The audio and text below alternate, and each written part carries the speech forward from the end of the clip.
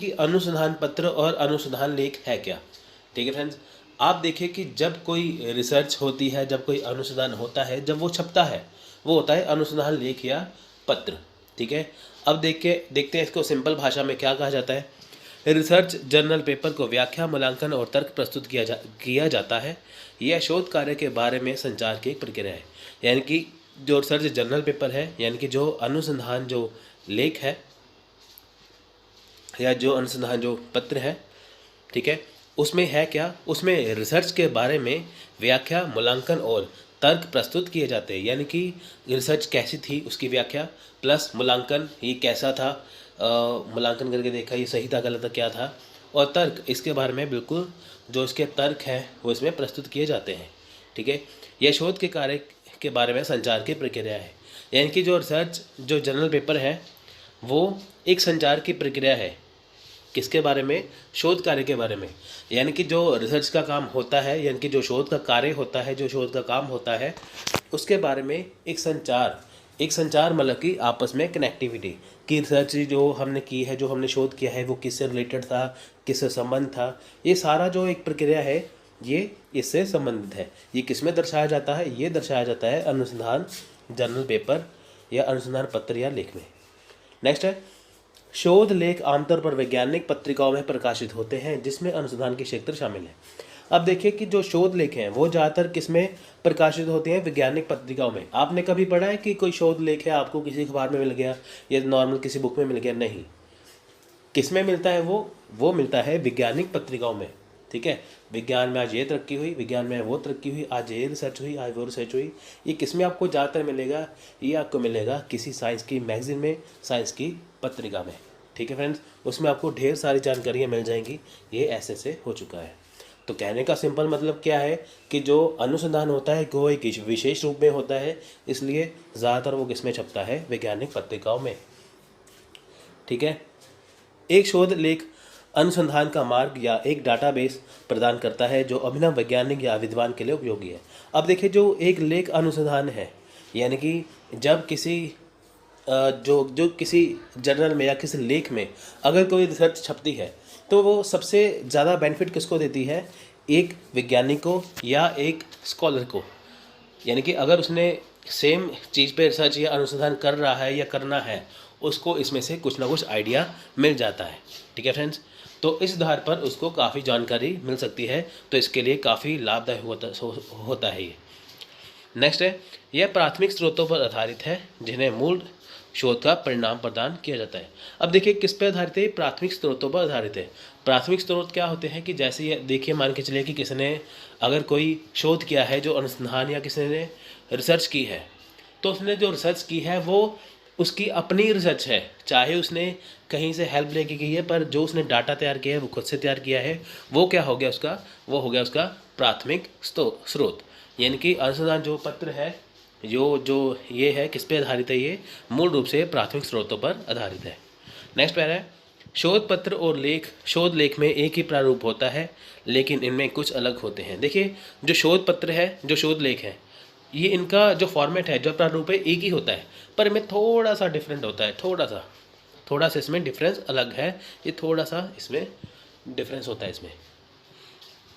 शोध पत्र पर स्कूल और कॉलेज के छात्रों के लिए अकादमिक असाइनमेंट प्रदान करता है। अब देखिए, शोध पत्र क्या है, ये स्कूल हो या कॉलेज हो, जो उसके छात्र हैं उसके लिए ये क्या है, एकेडमिक असाइनमेंट। यानी कि जो उनको असाइनमेंट दी जाती है, तो जो जैसे स्कूल और कॉलेज में छात्रों को जो असाइनमेंट दी जाती है, शोध पत्र जो है उसमें ये देखा जाता है।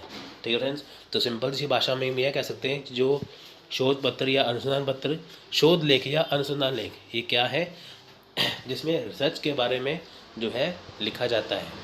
ठीक है फ्रेंड्स, तो अब देखिए नेक्स्ट है, शोध पत्रिका और शोध लेख मुख्य विशेषताएं हैं। देखिए, अब शोध पत्रिका और शोध लेख की क्या मुख्य विशेषता है। पहली बात तो यह है कि जो शोध पत्रिका या शोध लेख जो है वो कैसा होना चाहिए। देखिए, सबसे पहले इसमें परिचय होना चाहिए, इंट्रोडक्शन होनी चाहिए कि क्या है। उसके बाद संबंधित साहित्य का सर्वेक्षण, यानी कि जो उसमें बताया गया है तो उसका जो सर्वेक्षण है, यानी कि जो उसमें साहित्य जो चीज़ बताई गई है वो कहाँ से ली गई है। ठीक है, अनुसंधान का उद्देश्य, अब देखिए अनुसंधान का उद्देश्य क्या है, यानी कि जो अभी जो शोध की गई है उसका उद्देश्य मेन क्या था, क्यों की गई है अनुसंधान। देखिए फ्रेंड्स, बिना किसी बात के कोई भी अनुसंधान नहीं होता, कुछ ना कुछ तो उद्देश्य होता है ना। तो उसका उद्देश्य भी इसमें शामिल होना चाहिए। शोध की परिकल्पना। अब देखिए शोध की परिकल्पना क्या है कि हाइपोथेसिस, परिकल्पना का मतलब होता है इंग्लिश में हाइपोथेसिस। अब शोध क्या सोचकर की गई थी, क्यों की गई थी, क्या वाकई ही उस पर आधारित है, ठीक है। यानी कि जो शोध है वो क्यों की गई थी, क्या उसके माइंड में था, शोध करने वाले के क्या दिमाग में चल रहा था, वो है परिकल्पना। नेक्स्ट है अनुसंधान रेखा चित्र। अब देखिए जो अनुसंधान रेखा चित्र है, यानी कि जो अनुसंधान रेखा चित्र का मतलब होता है कि यह अनुसंधान किस पर आधारित है, ठीक है, इसका फॉर्मेट क्या है, इसका रूप क्या है, तो ये होता है रेखा चित्र, यानी कि पेश कैसे किया गया है। नेक्स्ट है शोध विधि। अब कौन सी विधियाँ इसमें अपनाई गई हैं, कौन से मेथड अपनाए गए हैं शोध करने के लिए, ठीक है। जैसे कि आप लिखने के लिए पेंसिल का, पेन का प्रयोग करते हो, विधियाँ हो गई ना कि हम इसको ऐसे लिख रहे हैं। जैसे आप ऑनलाइन ऑफलाइन पढ़ते हो वो भी विधियाँ हो गई। अब शोध में कौन सी विधियाँ हैं, शोध करने के लिए क्या क्या चीज़ों का इस्तेमाल किया है, किस प्रकार से किया गया है, वो होता है शोध विधि। नेक्स्ट है डेटा विश्लेषण। अब देखिए कि जो इसमें डाटा है दिया गया है उसका विश्लेषण करना, यानी कि जो सच में जो डाटा दिया गया है उसको विस्तार पूर्वक बताना कि ये है क्या। नेक्स्ट है निष्कर्ष और व्याख्या।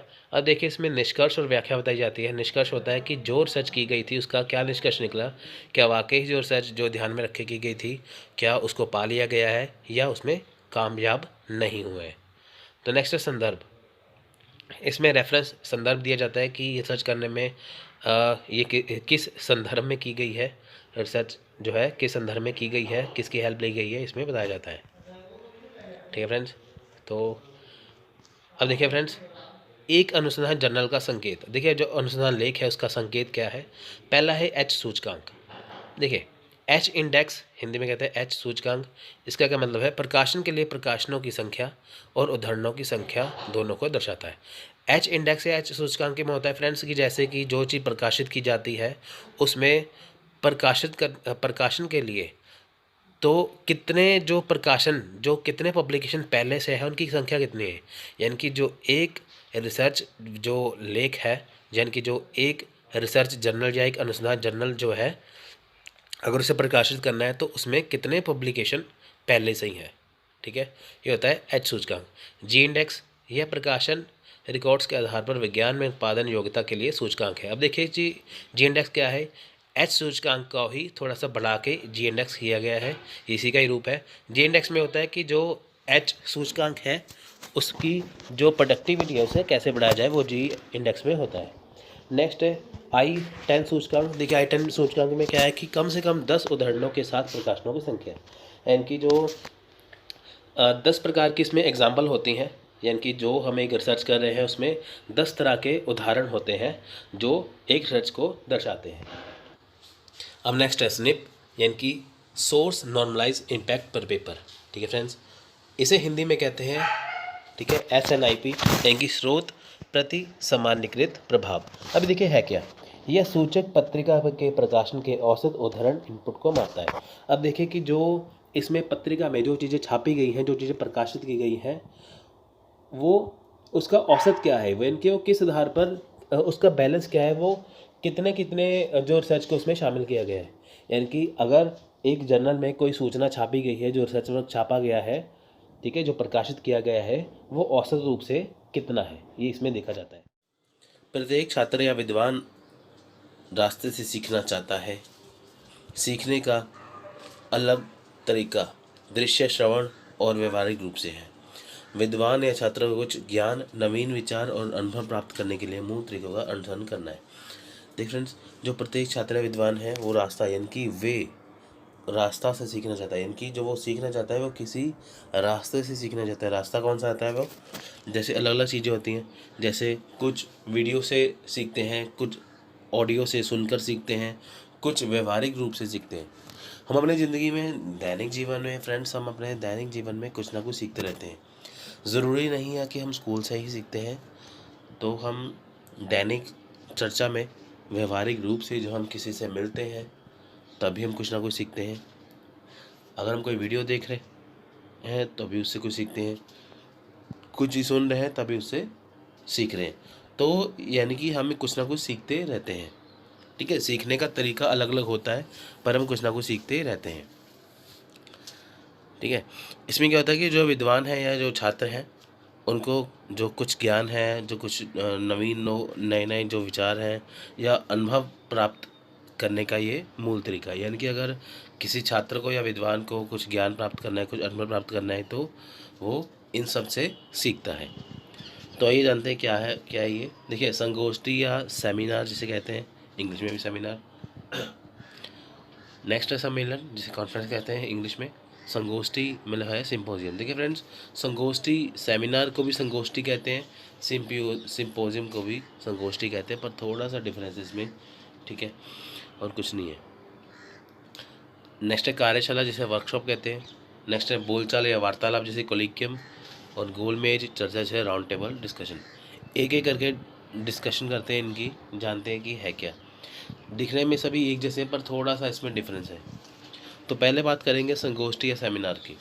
देखिए, एक संगोष्ठी अकादमिक प्रशिक्षण के रूप में या तो विश्वविद्यालय में या एक व्यावसायिक या पेशेवर संगठन द्वारा की पेशकश है। लोकतांत्रिक समाज में संगोष्ठियों को शोध को बढ़ावा देने के लिए एक केंद्रीय स्थान मिलता है। अब देखिए फ्रेंड, जो सेमिनार है, जो संगोष्ठी है, वो है क्या। ये किसी विश्वविद्यालय में या व्यावसायिक या पेशेवर जो संगठन है, ठीक है, वो पेश करता रहता है। कब करता है वो? सालाना, 6 महीने बाद, 1 महीने बाद, हर साल या हफ्ते बाद ये सेमिनार होते रहते हैं। सेमिनार में होता क्या है, संगोष्ठी में होता क्या है कि वहाँ पे कुछ ना कुछ सिखाया जाता है। इसमें होता क्या है कि यहाँ पे जब एक कोई एक्सपर्ट जहाँ पे कुछ समझा रहा है, तो बच्चों को या किसी, जैसे देखिए यहाँ पे सेमिनार लगा हुआ है किस चीज़ में, अगर यूनिवर्सिटी में सेमिनार लगा हुआ है, तो वहाँ पे एक सेमिनार में कुछ ना कुछ सिखाया जाता है। वहाँ पे क्या होता है कि आपको एक टॉपिक के ऊपर चीज़ें समझाई जाती हैं। वो समझाने का तरीका जो होता है वो कैसा होता है, वो या तो आपको प्रोजेक्टर के ऊपर वीडियो चला के दिखा देंगे, पीपीटीज बना के दिखा देंगे, कुछ ऐसी चीज़ें दिखा देंगे, ठीक है। यानी कि सेमिनार में होता क्या है कि एक टॉपिक के ऊपर वो चर्चा की जाती है, उसको अच्छे से समझाया जाता है, जिसे बाकी लोग सुनते हैं और एक्सपर्ट उसे समझाता है। वो वीडियो की हेल्प ले सकता है, प्रोजेक्टर की हेल्प ले सकता है, पीपीटी से वो समझा सकता है, ठीक है फ्रेंड्स। तो ये होता है सेमिनार में। सेमिनार का मतलब होता है कि कुछ ना कुछ सिखाते रहना, ठीक है फ्रेंड्स। तो विश्वविद्यालय में या कोई संगठन ये से सिखाते रहते हैं। अब देखिए फ्रेंड्स, ये सेमिनार के प्रकार कौन से हैं। देखिए, पहला है मिनी सेमिनार, जैसे जो होता है क्लासरूम स्तर पर। ये कि जो मिनी सेमिनार, जो छोटा सेमिनार है, वो क्लासरूम स्तर पर होगा। अगर हमें क्लासरूम स्तर पर कोई चीज़ समझानी है, तो वो मिनी सेमिनार होगा। मुख्य संगोष्ठी या मुख्य सेमिनार कौन सा है? विभाग या संस्था। जब मेन सेमिनार, जब हमें किसी संस्था को या किसी यूनिवर्सिटी को, किसी विभाग को, डिपार्टमेंट को समझाना है, तो हमें मेन सेमिनार या मुख्य सेमिनार लगाना होता है, ठीक है।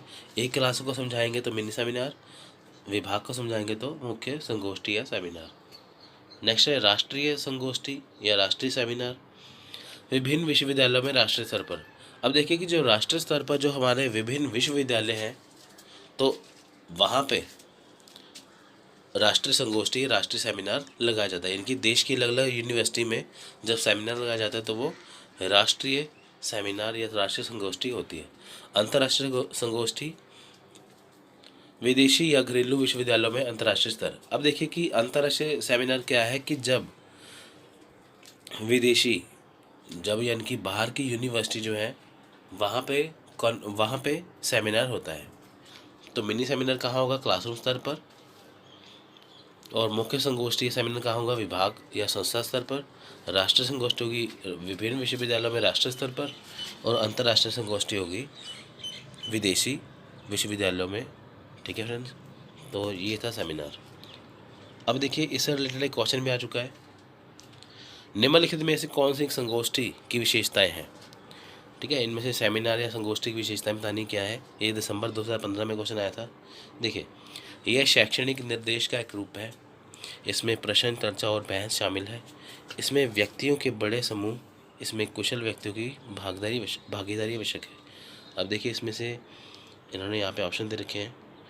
ऑप्शन नंबर 1 बी और सी, ऑप्शन नंबर 2 बी और D, option number 3 B C और D, option number 4 A B और डी। ठीक है, 4 में से बताना है कि कौन सी इसकी विशेषता है। तो इसका राइट आंसर ऑप्शन नंबर 4, इनकी ए बी और डी, सी इसमें नहीं आएगा। ठीक है फ्रेंड्स, नेक्स्ट है सम्मेलन या कॉन्फ्रेंस। अब देखिए, अब सम्मेलन है, सम्मेलन में सबसे बड़ी बात क्या है कि इसमें एक से ज़्यादा विषय या एक से ज़्यादा टॉपिक जो है वो डिस्कस किए जाते हैं, चर्चा किए जाते हैं। एक सम्मेलन अपने स्वयं के और एक दूसरे के काम के बारे में सम्मेलन या चर्चा करने के लिए सहयोगियों का एक समूह है।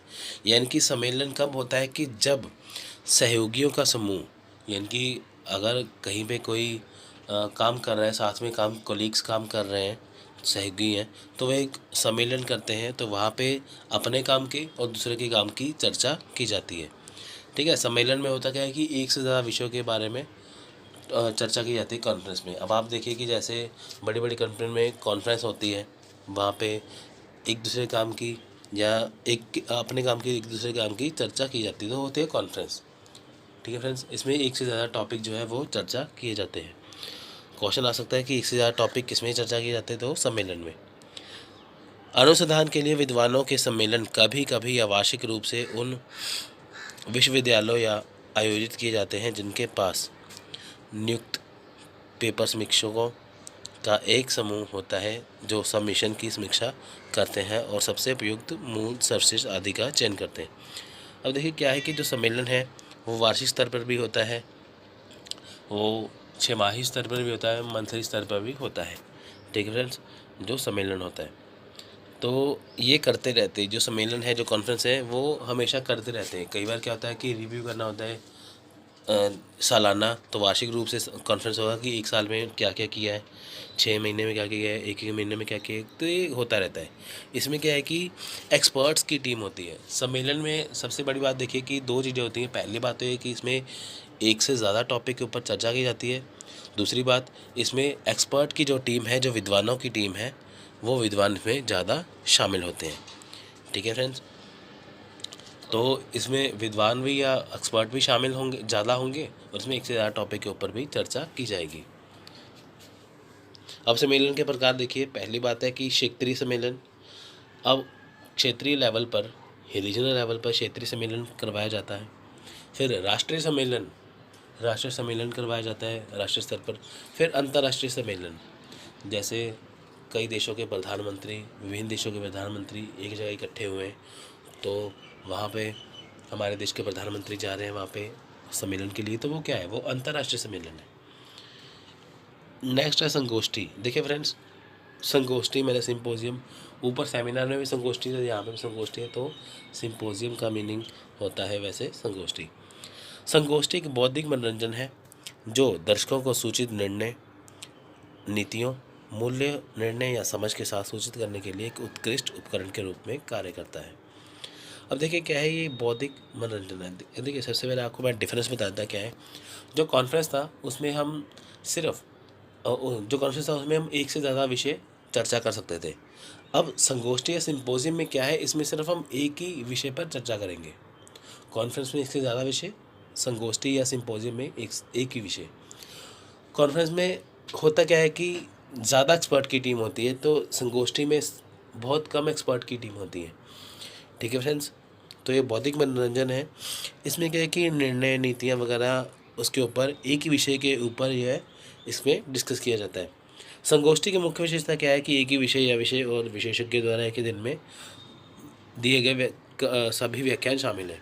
अब देखिए इसमें होता क्या है कि जो एक विषय डिस्कस किया जाता है, जो चर्चा की जाती है जिस विषय के ऊपर, उसमें जो विशेषज्ञ हैं, जो एक्सपर्ट हैं, वो एक ही दिन में उस विषय के ऊपर सारी चर्चा जो है वो ख़त्म कर लेते हैं। कॉन्फ्रेंस में काफ़ी दिन चलता है वे काम, और सिंपोजियम में थोड़ा सा चलता है। सिंपल सी बात कह सकते हो आप कि कॉन्फ्रेंस का छोटा लेवल जो है वो संगोष्ठी या सिंपोजियम है। ठीक है, संगोष्ठी में एक विषय और जो विशेषज्ञ हैं उनकी जो टीम है वो उसकी संख्या भी कम रहती है एक्सपर्ट की, और एक ही दिन में काम निपट जाता है। ठीक है फ्रेंड्स, तो ये संगोष्ठी में या सिंपोजियम में होता है। नेक्स्ट है कार्यशाला। देखिए कार्यशाला सबसे पहले है क्या, वर्कशॉप, जहाँ पे आप हाथ से काम करते हैं या यहाँ पे आप खुद से काम करते हैं, यानी कि मान के चलिए कि प्रैक्टिकल लेवल होता है। ठीक है फ्रेंड्स। अब आप देखिए कि वर्कशॉप गाड़ियों की वर्कशॉप है, जहाँ पे गाड़ियों की मरम्मत होती है, वहाँ पे मैकेनिक लगे होते हैं ना हाथ से काम करना है, तो वहाँ पे थ्योरी पार्ट तो होता ही नहीं है, वहाँ पे काम करना पड़ता है, वो थी वर्कशॉप। एक्टिंग की वर्कशॉप, जैसे नेशनल स्कूल ऑफ ड्रामा है दिल्ली में, वहाँ पे एक्टिंग की वर्कशॉप लगाई जाती है। वहाँ वर्कशॉप में क्या करवाया जाता है, वहाँ पे आपको खुद से काम करना पड़ता है। जो अब एक्टर बनने जा रहे हैं उनको वहाँ पे खुद से एक्टिंग सिखाई जाती है कि वो करके देखें। ठीक है। विश्वविद्यालय में संगोष्ठी और सम्मेलन शोधों के सैद्धांतिक आयाम प्रदान करते हैं, लेकिन कार्यशाला प्रयोग कार्यक्रम को परिभाषित करने से संबंधित अनुसंधानों में कौशल विकसित करने के लिए मंच प्रदान करते हैं। देखिए क्या है कि जो विश्वविद्यालय है उसमें जो संगोष्ठी है, यानी कि उसमें जो सेमिनार है, उसमें जो कॉन्फ्रेंस है, ये क्या है कि ये सिद्धांत शोध के जो सैद्धांतिक आयाम प्रदान करती है। ठीक है, किन सिद्धांतों पर जो शोध है, तो ये उसके बारे में बताती है।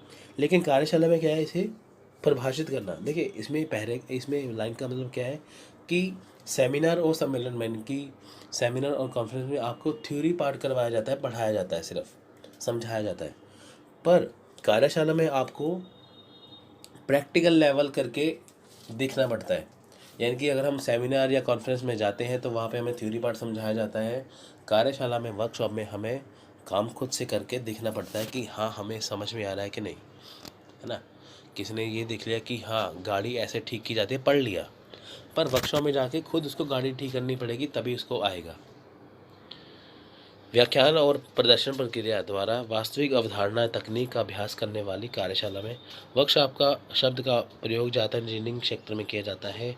यह बहुत उपयोगी वैज्ञानिक अनुसंधान विद्वान है। देखिए कार्यशाला का उपयोग सबसे पहले ज़्यादा उपयोग कहाँ किया जाता है, इंजीनियरिंग में। आपको मैंने पहले बताया कि जैसे इंजीनियरिंग है, ठीक है, वहाँ पे सब कुछ जैसे वहाँ पे पढ़ते हैं इंजीनियरिंग में कि ये चीज़ कैसे बनाई जाती है, ये मशीन कैसे बनी है, इसे कैसे बनाना है ना। तो वो तो हमने पढ़ लिया। पढ़ने के बाद जब मशीन बनाने की या ठीक करने की बारी आती है तो वो हम किस में सीखते हैं, वो हम सीखते हैं कार्यशाला में। तो कार्यशाला शब्द का प्रयोग कहाँ पे ज़्यादातर उपयोग होता है, ये होता है इंजीनियरिंग में। ठीक है फ्रेंड्स, बस कार्यशाला वर्कशॉप का यही मतलब है कि यहाँ पे आप प्रैक्टिकल लेवल करते हो। नेक्स्ट है बोलचाल या वार्तालाप, जिसे कोलिकियम कहते हैं इंग्लिश में, कोलिकियम। शैक्षणिक क्षेत्र में बोलचाल में विद्वानों द्वारा मार्गदर्शन के लिए दिया जाने वाला एक एकल व्याख्यान और उनके शोध कार्य के बारे में कुछ सहपाठियों और दर्शकों द्वारा प्रस्तुत कार्य का मूल्यांकन करने के लिए प्रश्न पूछे जाते हैं। देखिए इसमें क्या है कि वार्तालाप, इसमें क्या होता है कि जो एजुकेशन सेक्टर है, जो शैक्षणिक क्षेत्र है, इसमें क्या होता है कि जो कोलिकियम क्यों किया जाता है, इसमें क्या होता है कि वार्तालाप की जाती है। क्यों की जाती है, देखिए आपको मैं सिंपल से बताता हूँ। जैसे कि किसी ने रिसर्च की है, अब उसने जो रिसर्च कर चुका है उसको क्या क्या प्रॉब्लम आई है, क्या क्या कैसे कैसे उसने रिसर्च की है, तो वो इसके बारे में बाकी स्टूडेंट को बताएगा। ठीक है, यानी कि जिसने अपनी रिसर्च पूरी कर ली है तो वो अपनी रिसर्च के बारे में बाकियों को बताएगा, तो सभी उसको ध्यान से सुनते हैं। तो उनके मन में अगर कोई प्रश्न होता है तो वो उससे प्रश्न भी पूछते हैं। ठीक है फ्रेंड्स, वो होती है वार्तालाप, यानी कि जिसमें एक्सपर्ट बाकियों को समझाता है तो उनके प्रश्नों का उत्तर दिए जाते हैं। नेक्स्ट है राउंड टेबल चर्चा। देखिए गोल मेज अकादमिक चर्चा का ग्रुप है। प्रतिभागियों को चर्चा और बहस करने के लिए एक विशिष्ट विषय सहमत है, कोई औपचारिक एजेंडा नहीं है। देखिए राउंड टेबल चर्चा, जैसे मॉडर्न हिस्ट्री पढ़ोगे आप, वहाँ पे राउंड टेबल चर्चा देखोगे। और राउंड टेबल का मतलब गोल टेबल नहीं है, गोल टेबल लगाया तो बैठ गए, ऐसे नहीं है। राउंड टेबल का मतलब है किसी को ज़्यादा नॉलेज कम नॉलेज, ठीक है, कुछ भी है, यहाँ पे कोई छोटा बड़ा नहीं है। सभी वहाँ पे बैठकर चर्चा करते हैं। इसके लिए एक विषय का चयन किया जाता है और इसके लिए कोई औपचारिक एजेंडा नहीं होता।